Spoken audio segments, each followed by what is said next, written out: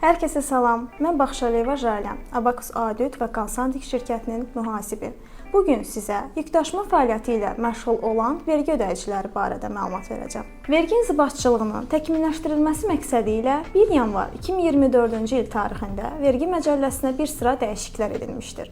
Bu dəyişikliklərdən biri də yükdaşıma fəaliyyəti ilə məşğul olan vergi ödəyiciləri ilə bağlıdır. Vergi Məcəlləsinin 218.2-ci maddəsinə əsasən artıq yükdaşıma fəaliyyəti ilə məşğul olan vergi ödəyiciləri sabit vergi məbləği ödəməyəcəklər. Lakin bu onları fərqləmə nişan almaqdan azad etmir və bununla bağlı məcəllədə hər hansı ödəniş nəzərdə tutulmur.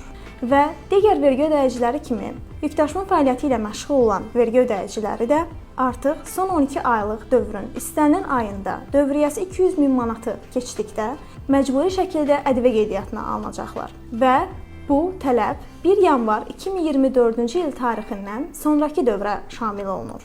Və digər vergi ödəyicilərində olduğu kimi yükdaşıma fəaliyyəti ilə məşğul olan vergi ödəyicilərinin göstərmiş olduğu xidmətlər əgər vergi orqanında uçotda olan vergi ödəyicisinə və ya hüquqi şəxslərə olarsa, onda göstərmiş olduğu bu xidmətlərin dəyəri ümumi xidmətlərin dəyərinin 30%-dən çox olduqda artıq məcburi şəkildə ƏDV qeydiyyatına alınırlar. Son olaraq isə nəzərinizə çatdırmaq istəyirəm ki, ilk fəaliyyətə başlamış yükdaşıma fəaliyyəti ilə məşğul olan şəxslər həm sadələşmiş, həm də gəlir və ya mənfəət ödəyicisi ola bilərlər.